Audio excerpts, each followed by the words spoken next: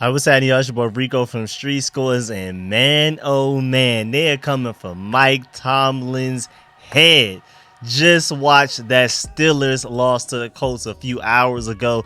I felt like it was no time better than now with them on a 3-game losing streak, and the Steelers fans are absolutely sick of Mike Tomlin to bring up whether or not the Commanders should go and get this guy as their next head coach. Because if I would have done this when they were winning, it wouldn't have been even in the realm of potentially realistic. But right now, with them on a 3-game losing streak, we've already done a video on Bill Belichick, why we should not get him. Now we're going to dive into Mike Tomlin. We're going to dive into the why not and the why. We're going to do the bad and the good. I'm going to bring stats, but I'm also going to bring some intangibles as well, some culture things. It's not all just about numbers, but at the same time, Josh Harris, Eugene Shin are going to lead this organizations with a very number-based decision-making model. So that does matter. Even though Mike Tomlin brings a little bit more than just the numbers, this organization moving forward is going to be built on numbers for sure. So does Mike Tomlin have the right numbers as well?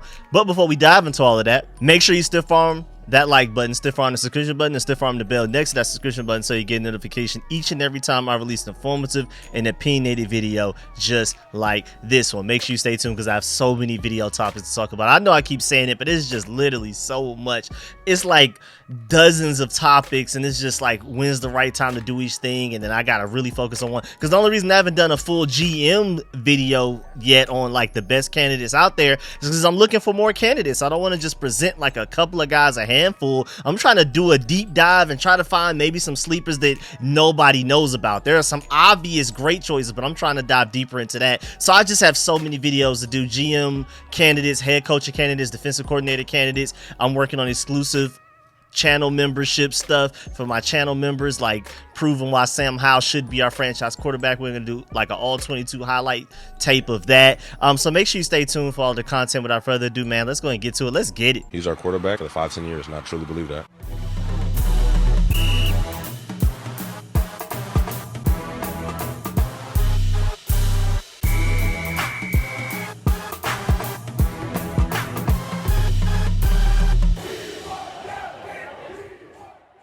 All right, before we even dive into the bad and the good, a lot of Steelers fans right now are absolutely sick of Mike Tomlin. And I was already working on this video before that loss to the Colts. And then that loss to the Colts just basically spring-loaded it as like, yeah, let's just go ahead and knock this out now. I went ahead and did more research and got everything I needed to feel prepared to get this video done and out for y'all. But yeah, man, Steelers fans are absolutely sick of him. That's where this comes to start be a little bit more realistic. At first, again, if we would have talked about this 7 weeks ago, people would have been looking at me crazy like, what? It's obviously just Matt Canada's fault. Mike Tomlin's doing everything right. He's never had a losing season, all this type of stuff. People would have looked at me crazy. So I waited. I was like, let me wait. Let's see what happens. Steelers 2-game losing streak, we're going to talk about that, was terrible, the teams that they were losing to. And then this 3rd game loss in a row to now officially put them at 500. Not only has Steelers fans highly upset, probably has some people in the Steelers organization upset, and then also has all of these ESPN, Fox, CBS commentators, sports analysts talking about like, hey man, maybe this has run its course. Maybe Mike Tomlin isn't as untouchable as he seemed, all that type of stuff. Now, I do want to point out that Steelers fans just don't understand how good they've had it. I would definitely argue that they've been spoiled, but at the same time, has it run its course? I mean, you even got people out here, Mark Madden, talking about Mike Tomlin. He said, quote, I don't think Tomlin ever was a good coach. I think when you look back at the history of his career, you're going to say this guy did a lot with somebody else's players, leaders, and culture. And then it went to hell after that. He'll still get the Hall of Fame for a lot of reasons, but he doesn't deserve anywhere near it. He should have to buy a ticket in the Canton, unquote. That comes from Mark Madden. I completely disagree, but those are the things that people are saying about Mike Tomlin right now. Now that they're on a 3-game losing streak, people have come out of left and right. Like, Mike Tomlin's not that. He's never been that, all of that type of stuff. A lot of people are painting the picture as if he's just a terrible coach and that he didn't even earn any of the wins.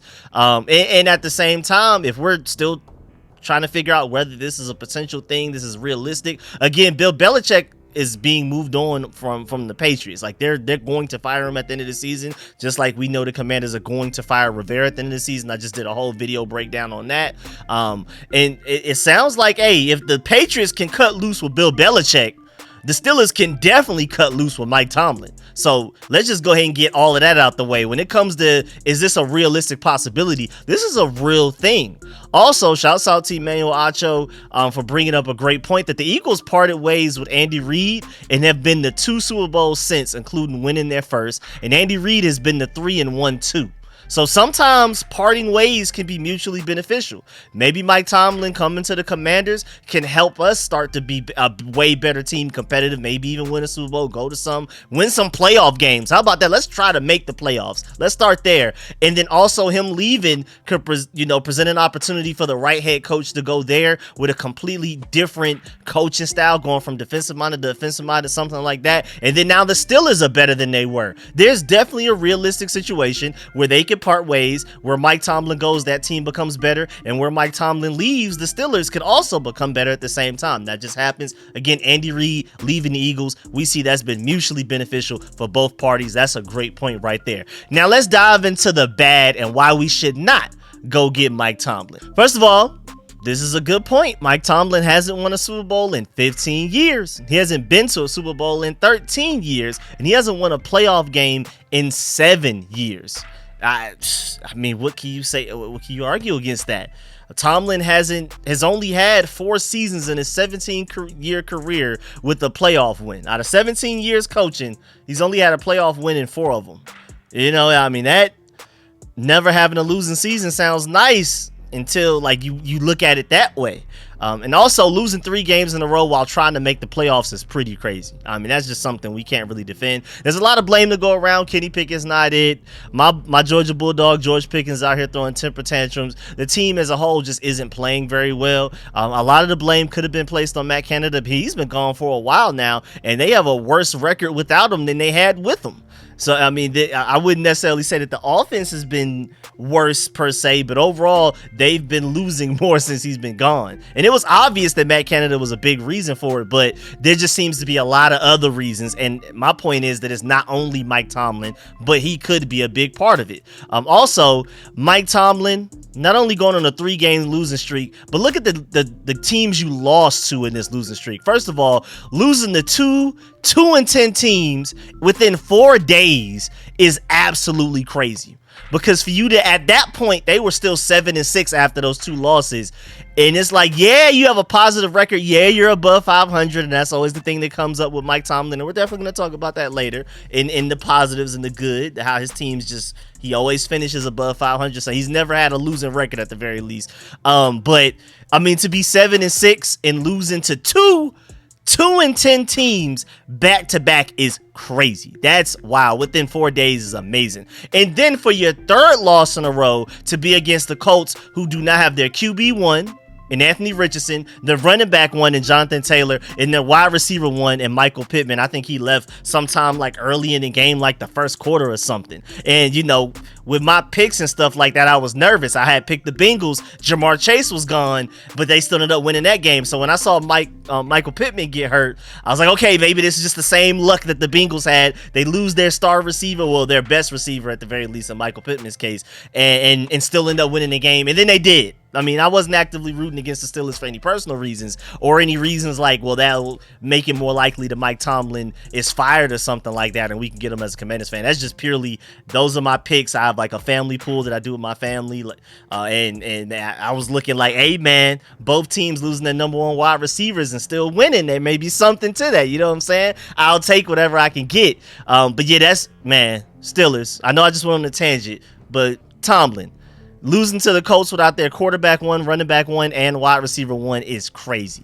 Crazy. Especially for it to be like that convincing of a win. That's wild, dog. That's terrible. And so at this point, to not lose his never had a losing record streak that he's had so far since being a head coach for the Steelers, he has to win 2 out of his last 3 games. You got You got to go 2-1, or at the worst 1-1-1. That's all you're able to do. And when you're looking at the rest of the schedule, these remaining 3 games, I don't know, man. The Bengals, Seahawks, and Ravens, that's a little tough. I don't love his chances, I'm not gonna lie, because Buddy over there for the Bengals is what, like 3-1 or 4-1 since he's replaced Joe Burrow. The Seahawks are a pretty decent team that is also desperate to win like you are, and then the Ravens are dominant. None of those games are easy. I know Joe Burrow not there, Jamar Chase banged up, but they still found a way to win today, even though it was basically, they were having a backups off. The Bengals backups versus the Vikings backups for a lot of key players, most notably quarterback and stuff like that. But still, man, the Bengals, I wouldn't count them lightly. And even if, okay, say you want to give that Bengals an automatic win for the Steelers, which I don't think it is, but even just go ahead and give them that win. Are you confident in the Steelers and going 1-1 versus the Seahawks and Ravens? I'm not entirely too sure. We'll see if he can protect that never having a losing record thing. And then people are funny because I'm already seeing memes on Twitter about they got that, and you can tell everybody GIF going on, that whole clip with Mike Tomlin getting fired tomorrow with a 7-7 record, knowing he can still say that he's never finished below 500. And hey, if for some reason Mike Tomlin is fired before he gets the chance to go against the Bengals, he would have never have finished below 500 in his coaching career for the Steelers. Hey, so hey, that's kind of like, hey, it's a win-win for everybody, including Mike Tomlin. You can hold on to that, even though getting fired isn't fun. But again, like I already presented earlier, it may be mutually beneficial for that. Also, Mike Tomlin, man, you got to remember, his contract doesn't end until the end of the 2024 season. So unless the Steelers fire him, you're going to have to trade for him, like a draft pick, and more than likely a high one. Because I'm telling you right now, man, as bad as the Steelers have been, a lot of the blame is going to go to people other than the Steelers, other than Mike Tomlin. I know Mike Tomlin, if he were to get fired, things would probably be different, but I'm pretty sure the market will be flooded for teams fighting for Mike Tomlin. And then everybody's going to start outbidding themselves, and then it's just going to raise the price higher and higher for who wants them. Like maybe the starting rate for getting Mike Tomlin right now is, just say, for example, completely just throwing out a random draft pick is like a 3rd rounder. Say after 6 teams really want Mike Tomlin, everybody's fighting over each other for him. At worst, say 3 teams, everybody's outbidding each other. Like, okay, well, if that other team's willing to give you a 3rd, I'll give you a 3rd and a 4th. And then it's going to get up to the point where, like, at worst is you're going to have to give up a 2nd round pick, maybe even a 1st round pick for him, type of thing. And I'm really afraid of that. So that definitely goes into the negatives why you should not go get Mike Tomlin. Because, yeah, you're more than likely going to have to give up a draft pick unless the Steelers are just absolutely tired of him and fire him. But at the same time, just knowing what we know, what we just talked about teams wanting him, why would you fire him when there's a market out there for you to trade him towards, and at the very least net a draft pick in return rather than just letting them walk for free and still having to pay him what you owe him. Also, another potential negative is that he's still a defensive-minded head coach with a defensive-minded culture. Maybe that's why he's not having as much success lately. Like maybe the league has caught up to him. Defensive-minded coaches are struggling a little bit compared to these offensive-minded geniuses. It's just a thing. That's why I would, at the top of my list, prefer offensive-minded, progressive, innovative, cutting-edge, experimental head coach and defensive coordinator rather than being a defensive-minded team. But at the same time, Mike Tomlin's Mike Tomlin. I'll take him any day.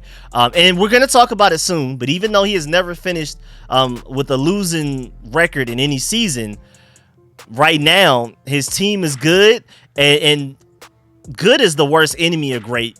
We know that as Commanders fans. We know that all too well. Being average and good, and you're just gonna keep doing that until the wheels fall off. It's far more often that a team goes from being perpetually average and good to just falling off and being terrible than they are to go from good and average to being great. It's just way more common for the wheels to just suddenly fall off. When you're just teetering, when you're just constantly staying afloat rather than actually competing and being successful. I'm telling you, man, that always around 500, barely above 500, relevant. I don't know if that's what we really want. But moving on to the good. First of all, I just love his personality. To even just walk up to Chase Young when he was still on the Commanders a couple of years ago to say, man, you got to lose 14, 15 games to get a guy like you. I like that, man. The players like him, and that's the truth, man. Even though Chase Young didn't end up being technically worth that second overall pick. That is true. Like, the goal is to not be good enough to even be able to get a guy like that. And I just like the personality that he has, the players love him. We're going to talk about that more later. Also, but to compare Mike Tomlin to Bill Cowher, and if you think about it, back when Bill Cowher was the head coach, the Steelers were taking him for granted and acting spoiled before he left. And now they're doing the same thing to Mike Tomlin. But a lot of people are acting like Bill Cowher was just this God tier coach compared to Mike Tomlin, and Mike Tomlin's been terrible in comparison. But Bill Cowher was 161, 99, and 1 with a .619 win percentage and 1 Super Bowl win.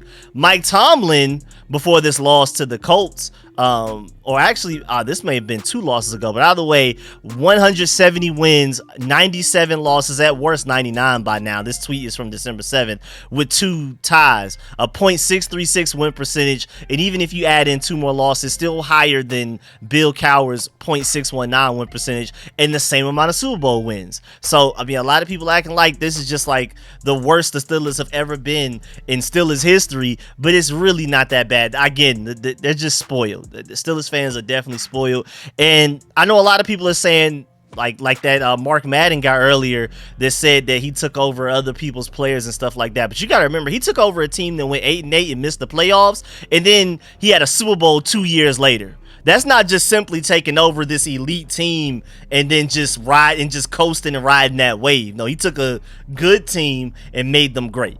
So he's shown that he can elevate and upgrade a ceiling. He can make a team better and not just simply just coach them to being average and relatively good. And then again, never had a losing season, which I think is pretty interesting. I think that's pretty cool, man. I honestly do. I think that's like very noteworthy. But yeah, man, it's ugly right now because they're last in the division at 7-7, but that's still technically not a losing record. They're at 500 right now. Really interesting. Also, man, the Steelers culture under him has been excellent. They've had some interesting characters coming in and out, but it's never really felt exactly like out of hand. And even if it got out of hand at one moment, it was immediately rectified. Like, you could never see an owner doing to Mike Tomlin what Tepper over there at the Panthers did to Frank Wright. Like, he just has too much respect from the players, from the coaching staff, from everybody around him. I would never see him going for that. And that's a positive, man. Again, when we're talking about out of control players, and I love my Georgia Bulldogs, I love George Pickens, but Mike Tomlin mid-game was talking to him, like giving him a mouthful on the sideline, telling him to keep it together and you need to act better and stuff like that. After that, when they were losing to the Patriots, they were down 21-10 at the time.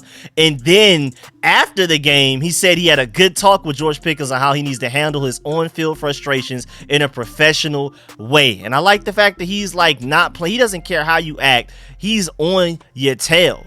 And I think it's really cool because the main message to George Pickens, it's like a long essay about basically what he was telling him. But the general themes was that he says that some teams are just basically taking George Pickens away. And then when he gets frustrated from being taken away by that opposing team, he starts to take himself out the game. And now the other team doesn't even have to worry about George Pickens. You're throwing a temper tantrum. You're showing an attitude. Now we don't even have to worry about you. You're going to take yourself out of the game. And I like the fact that Mike Tomlin, was able to analyze that and break that down and word it in a way to get more out of George Pickens. And even though they did lose to the Colts, I saw more effort from George Pickens against the Colts that I've been seeing these last few weeks since he's been frustrated. Also, again, we brought in Rivera for culture. Mike Tomlin, though, you bring in culture and a higher level of winning.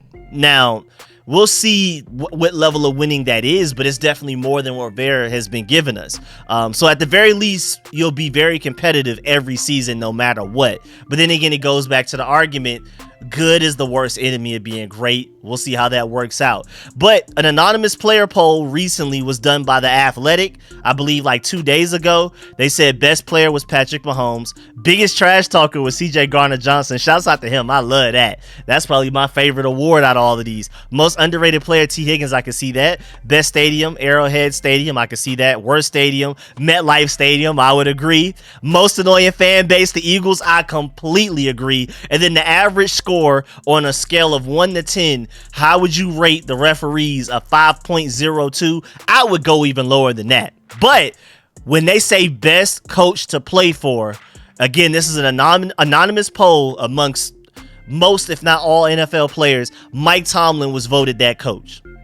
So, I mean, when we're talking about free agency, like bringing people, like free agents wanting to play for you, that's huge, man. That makes a huge difference in who comes and plays for you if they like the head coach that much. I mean, to be voted the #1 head coach to play for is actually pretty serious, dog. Out of everybody in the NFL, there's smarter head coaches. There's coaches but running a better organization. There's coaches that are better at drafting players. There's coaches that's better at calling plays, time management.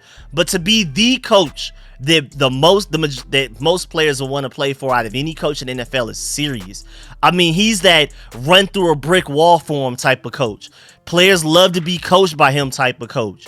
Again, being able to attract free agents just off of yourself, not even the organization, not the players you already have there, not the location is in the city, the market, not the GM, not the defensive coordinator, offensive coordinator, just you as in Mike Tomlin attract the free agents is a big plus, man. Most NFL fans don't know what it truly means to be able to attract free agents because they've never had to think about whether or not they do because they have for so long. They've been spoiled for years. There are countless NFL teams, not including the Commanders, that it's like, what do you mean by attracting free agents? I thought free agents always wanted to play for NFL teams. Since when do free agents run away from teams? Well, as Commanders fans, we could tell you. As a burgundy and gold fan, we know exactly how it feels to just hope that players want to actually come play for us, man. And there's a lot of factors that go into that, but Mike Tomlin is basically a walking factor in himself. I mean, of course, there's, again, market, location, stadium, practice facilities, all of that type of stuff. But the fact that Mike Tomlin is the coach voted that most players will want to play for the most is incredible. I feel like that does not get talked about enough. Also, I love some of the quotes in his mentality. He says something like, seeking comfort is a natural human condition. I resist comfort. I realize that if you want special outcomes, you have to be comfortable with being uncomfortable. And I love that mindset. Keep that up. Also, random positive that really doesn't affect whether or not we should hire him as a head coach. The fact that Mike Tomlin allowed the Patriots to win so that they wouldn't have that first overall pick to get Caleb Williams. Shouts out to you, man. We see you. Chestnut checkers, man. Don't let the Patriots get another ridiculous quarterback in their hands. Thank you, Mike Tomlin, for that sacrifice, man. If you end up not finishing this season above 500, we got to remember one of those L's was a sacrifice, and in my book, it had to be on purpose so that the Patriots don't end up with Caleb Williams. I don't care what y'all say. Now, moving on. This is what a lot of other people are having to say about Mike Tomlin, why we should get him. JP Finley said straight up, the Steelers have a 90-year track record of not being dumb. If that changes and they fire Mike Tomlin, I'd encourage Josh Harris to fire up that private jet to give Mike Tomlin a blank check. And I mean, I may not be to that level, but we will be lucky to be able to get Mike Tomlin as our coach. I mean, again, my boy Ethan Cadeau said if Mike Tomlin somehow becomes available, he should be option 1, 2, and 3, and 4 for the Commanders. I mean, hey, do what you got to do to get a Mike Tomlin, dog. You got to. And JP Finley says, I genuinely agree with the concept of hiring the best young offensive coordinator you can when it comes to your next head coach. And again, we're going to talk about this at the end, why like Ben Johnson is my favorite choice, because I completely agree. I want that young, innovative minded offensive type of head coach, creative offense type of guy. You just saw what he put on display tonight. That was ridiculous. So by the time you're watching this, a lot of y'all last night, what he just did Saturday night was just masterclass of balance. But hey, the only time you break that rule is for Mike Tomlin. I completely agree with JP Finley. I'm praying for an offensive-minded head coach type of guy like a Ben Johnson. But if you're not going to get that guy, if you're going to go defensive-minded, Mike Tomlin has to be your #1 choice. He's got to be, man. It's absolutely ridiculous. Also, JP Finley tweeted, when the Belichick trade rumor was floating around, which isn't true for Washington, I checked with some folks. One NFL dude texted me flatly, 2 coaches worth trading for, Sean McVay, Mike Tomlin, end of story. And then JP Finley said, I agree on both. I mean, honestly, if you had to give up a draft pick to get a coach, the only 2 you could probably say are those 2. But again, Kyle Shanahan, I mean, you could throw his name in there, but he's not potentially getting fired for any reason at all. Sean McVay looked like he may have been headed that way, but then now he's having a great season. Mike Tomlin, out of the three of this, is the only one that looks like he's actually potentially going to not be coaching for the same team next year. Also, another positive, I mean, I know this doesn't matter a lot, but he is also from Virginia, like straight up from Virginia. That would be cool. Maybe he grew up a burgundy and gold fan. I'm not sure. But again, before we get up out of here, just to reiterate, I do prefer a Ben Johnson. I want the super powered, dangerously balanced, offensive-minded coach to lead our team into the next era of football. It's a passing league. I want a guy that has mastered passing. That's just how it goes. If you can pass the ball, if you can score points, you have a far better chance of being successful at the NFL level and being a true Super Bowl contender. But Mike Tomlin is also a home run hire in his own right. Again, Ben Johnson's my number one, but Mike Tomlin's still up there. He may not even necessarily be my number two, but he's definitely up there. Also, again, like I said earlier, this may be mutually beneficial for both parties. Maybe Mike Tomlin just needs a fresh restart with a better talent at quarterback. Sam Howell over Kenny Pickett. Hopefully we all agree on that. A better front office, potentially top to bottom, because the Steelers front office, I don't know necessarily how great or bad it is. From what I've seen, from what I've gathered, it's pretty straight. It's not bad. But I'm hoping, just based on the potential, I'm banking straight on trust on Josh Harris that this next front office is going to be a top tier one, an elite one. With Magic Johnson involved, Eugene Shin, I'm super excited about what he's done. Again, I pointed out the fact that all of the teams that he's gone and worked for and completely flipped them from a dinosaur to an analytics-based team as far as like when to go for it on fourth downs, which positions you need to prioritize, how you should draft, how you should handle free agency and stuff like that. The Dolphins, they're number one seeded in their division. The Jaguars are the number one seed in their division as well. And the Ravens are the number one seed in their division. So Eugene Shin has this run of when he goes on a team, they just become great. And they may not immediately be great as soon as he gets there, but years down the line, what he left on that team is going to make them great. The Ravens coordinators and reporters have even admitted that even though Eugene Shin has been gone for years, they still use a lot of his models for a lot of the decisions that they make moving forward. They're still using it to this day, even though he's been gone for years. Now that he went to the Jaguars afterwards, and then now he's with us. So Eugene Shin, Josh Harris, Magic Johnson, I fully trust them to put together a great, progressive, innovative front office and to build a great coaching staff from within. Hire the right GM. The GM's going to hire the right head coach and stuff like that. So, hey, Mike Tomlin, if you want to become a part of, again, I'm very optimistic. I'm not saying it's a sure thing, but I'm very optimistic this front office is going to be great. And again, we have a better talent at QB, which seems to be one of your biggest problems.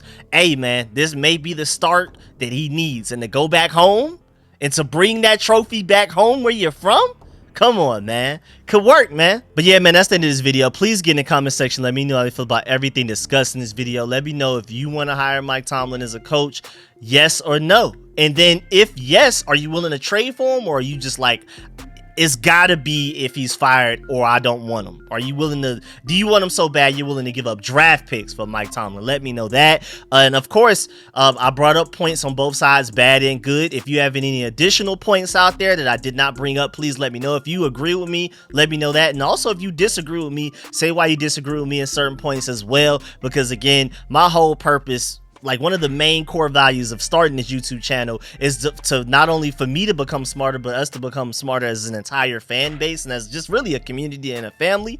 So if I'm wrong, let me know, because I'm not afraid to admit when I'm wrong. So definitely get in the comment section. Let me know your thoughts and feelings on all of this. I really appreciate y'all. Stay tuned for all of the content. Go become a channel member if you haven't already, because I'm coming with exclusive content for y'all. I'm gonna catch y'all later. I'm out.